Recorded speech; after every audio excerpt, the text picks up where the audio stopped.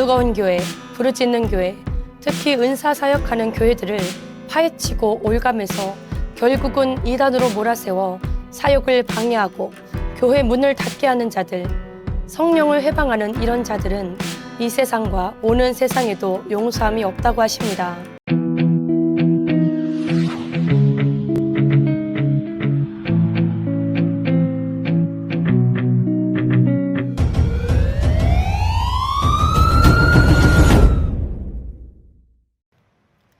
안녕하십니까. 김슬기 목사입니다.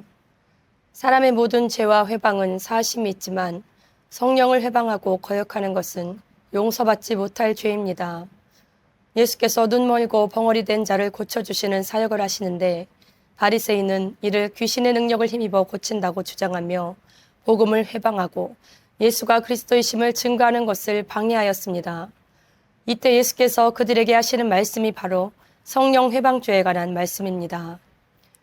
그러므로 내가 너에게 이르노니 사람의 모든 죄와 모독은 사하심을 얻되 성령을 모독하는 것은 사하심을 얻지 못하겠고 또 누구든지 말로 인자를 거역하면 사하심을 얻되 누구든지 말로 성령을 거역하면 이 세상과 오는 세상에서도 사하심을 얻지 못하리라.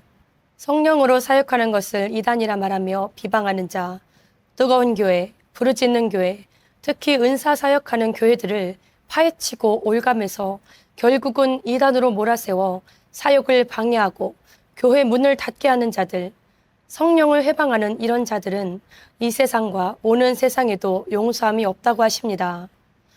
말은 함부로 하는 것이 아닙니다. 나와 조금 안 맞다고, 생각이 다르다고, 신학이 다르다고 무조건 이단이라 말하며 정죄하고 다니는 자, 결국은 그 입술의 열매를 볼 것이라 말씀하십니다. 내 말로 의롭다함을 받고 내 말로 정죄함을 받으리라. 그 정죄가 용서받지 못할 죄가 되어 나를 지옥으로 끌고 갈 성령 회방죄가 되어서는 안 될 것입니다. 우리는 재판자가 아닙니다. 조금 부족해도 성경의 본질적인 구원, 오직 예수 그리스도의 십자가로 인한 대속의 교리가 다르지 않다면 함부로 정죄해서는 안 됩니다.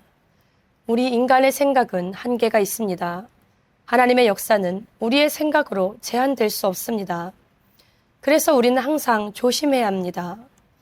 모든 것을 다 허용하라는 건 아닙니다. 하지만 무분별한 이단 판별은 지양해야 합니다. 예수님 당시 바리새인들은 신앙에 있어 열심인 사람들이었습니다. 하지만 하나님과 초점이 맞지 않는 열심, 기득권을 유지하려는 욕심 때문에 예수님이 그리스도이심을 바로 보는 눈이 감겨버렸습니다. 그들은 예수님을 의도적으로 배척하며 성령의 사역을 해방하였습니다. 결국 그들은 예수님을 십자가에 못 박으라고 소리치며 아우성치는 선동자가 되었습니다. 거짓말하는 자가 누구냐? 예수께서 그리스도이심을 부인하는 자가 아니냐? 아버지와 아들을 부인하는 그가 적 그리스도니 아들을 부인하는 자에게는 또한 아버지가 없으되 아들을 시인하는 자에게는 아버지도 있느니라. 사도 요한은 예수 그리스도께서 육체로 오심을 부인하는 자가 적 그리스도요 이단이라 하였습니다.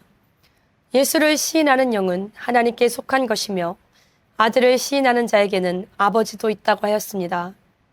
성령의 능력으로 축사하며 치유하며 은사사역 행하는 자가 이단이 아니라 예수 그리스도를 부인하고 스스로 하나님이라 스스로 성령이라 그리스도라 교주된 자들이 이단인 것입니다. 우리는 섣불리 말하고 판단해서는 안 됩니다. 우리는 하나님을 다 알 수도 없고 이해할 수도 없습니다. 하나님의 역사는 우리 인간의 생각과 판단 안에 머무르게 할 수 없는 것입니다. 제한할 수 있는 것이 아닙니다. 신비주의가 이단입니까? 신유사역이 이단입니까? 귀신 쫓는 것이 이단입니까? 결코 그렇지 않습니다. 성경은 온통 신비한 이야기 투성이입니다. 물 위를 걸어가고 죽은 사람이 살아나고 보리떡 5개가 5,000명의 식량이 됩니다. 마귀가 사람의 몸에 들어가 물과 불에 넘어지게 하고 쇠사슬을 끊고 난동을 부리기도 하고 돼지에게 들어가기도 합니다. 천사들이 응답을 가지고 나타나기도 하고 천사가 감옥에 있는 자를 풀어주기도 합니다. 눈 멀고 벙어리 된 자가 고침받고 걷지 못하던 자가 예수의 이름으로 명령함으로 걷게 되기도 합니다. 환상을 보고 셋째 하늘에 올라가기도 하였습니다. 이렇게 신비하고 놀라운 사건들이 성경에는 가득한데 왜 이런 것들을 인정하지 않고 이단으로 치부하고 정죄한단 말입니까? 그때는 예수님의 시대, 성령 시대였기 때문에 그런 기적들이 가능했다고 말하는 자들도 있습니다. 그러면 지금은 성령님이 우리 옆에 안 계신단 말입니까? 여러분, 예수님은 우리에게 이보다 더 큰 일을 행할 수 있다고 분명히 말씀하셨습니다. 내가 진실로 진실로 너희에게 이르노니 나를 믿는 자는 내가 하는 일을 그도 할 것이요 또한 그보다 큰 일도 하리니 이는 내가 아버지께로 감이라. 예수님은 부활하시고 승천하시기 전에 보혜사를 보내주신다고 약속하셨습니다. 보혜사 성령은 우리에게 오셔서 모든 것을 가르치시고 예수께서 모든 것들을 생각나게 해주실 것이라 약속하셨습니다. 그 보혜사 성령은 지금 우리와 함께 하십니다. 우리의 마음속에 함께 하시고 교회와 함께 하십니다. 예수의 이름으로 권세로 믿음으로 행하는 모든 자들에게 성령은 이 시간도 역사하십니다. 이런 것들을 나쁜 마음으로 의도적으로 해방하고 지속적으로 거역하는 것은 이 세상과 저 세상에서도 사심이 없는 죄를 지는 것입니다.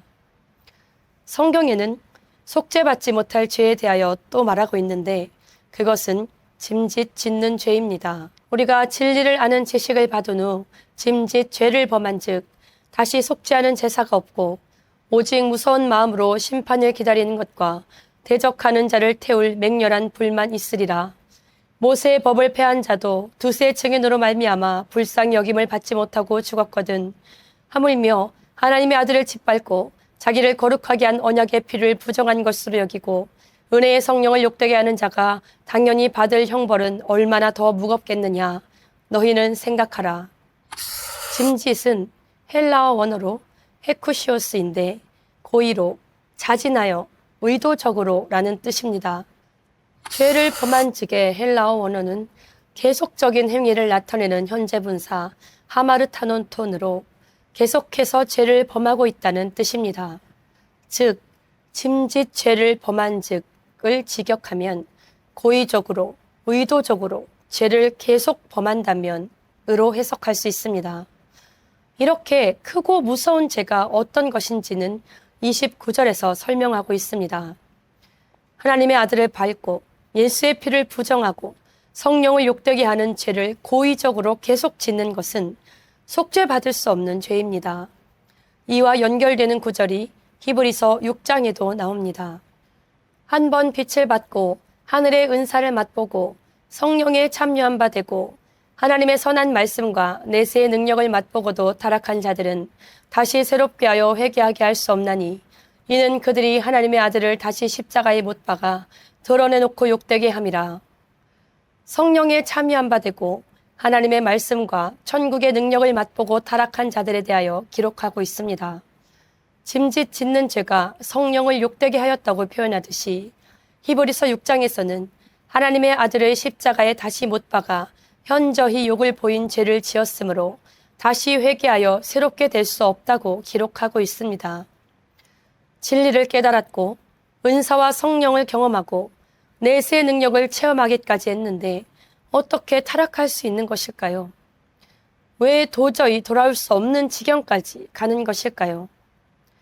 만일 그들이 우리 주 되신 구주 예수 그리스도를 알므로 세상의 더러움을 피한 후에 다시 그 중에 얽매이고 지면 그 나중 형편이 처음보다 더 심하리니 의의 도를 안 후에 받은 거룩한 명령을 저버리는 것보다 알지 못하는 것이 도리어 그들에게 나으니라. 마귀는 우리를 죽이려고 달려듭니다. 소중한 것을 가지고 있으면 그것을 빼앗으려 물불을 가리지 않고 공격하며 시험합니다. 성령에 속했던 자가 그 길에서 벗어나면 마귀는 집중적으로 몰고 늘어지며 공격하여 성령의 길로 다시 들어서지 못하게 하는 것입니다. 더러운 귀신이 사람에게서 나갔을 때 물 없는 곳으로 다니며 쉬기를 구하되 쉴 곳을 얻지 못하고 이에 이르되 내가 나온 내 집으로 돌아가리라 하고 와보니 그 집이 비고 청소되고 수리되었거늘 이에 가서 저보다 더 악한 귀신 7을 데리고 들어가서 거하니 그 사람의 나중 형편이 전보다 더욱 심하게 되느니라. 이 악한 세대가 또한 이렇게 되리라. 마음에 성령과 은혜가 있던 자리에 성령이 소멸되고 비어 있으면 마귀는 더 악한 것으로 7을 데리고 들어옵니다. 마음이 강팍해지고 꽁꽁 굳어집니다. 은혜 받았던 많은 말씀들이 교만의 도구가 되어 더 귀를 꼭꼭 막아버리게 합니다. 그 수많은 체험들을 부정하며 발로 짓밟으며 교회를 핍박합니다. 이렇게까지 타락하게 되면 마음이 강팍해져서 돌아올 수 없는 강을 건너는 것입니다. 짐짓 짓는 죄, 즉 고의적으로, 의도적으로, 지속적으로 하나님의 아들을 짓밟고 십자가의 피를 부정하고 성령을 욕되게 하는 죄는 이 세상과 오는 세상에서도 사심이 없는 무서운 죄입니다. 성령 회방죄 또한 고의적으로, 의도적으로 성령의 역사를 방해하고 그런 교회, 그런 목회자들을 정죄하고 핍박하여 무너뜨리고 교회 문을 닫게 하는데 열심을 부리는 죄, 하나님의 아들을 짓밟고 성령을 욕되게 하는 죄인 것입니다. 회개하는데 하나님이 받아주시지 않는 것이 아니라 회개하고자 하는 마음이 없을 정도의 지경까지 가는 것을 말하는 것입니다. 죄의 자신을 지속적으로 고의적으로 내어주게 되면 그 마음이 완악하고 굳어져서 끝까지 마음을 돌이키지 않는 상태가 되는 것입니다. 하나님이 가장 중요하게 생각하시는 것은 영혼 구원입니다. 영혼 구원 사역, 성령의 사역을 의도적으로 방해하는 자, 하나님이 그 마음을 강팍하게 하시는 것입니다. 하나님의 심판이 두렵지 않으십니까?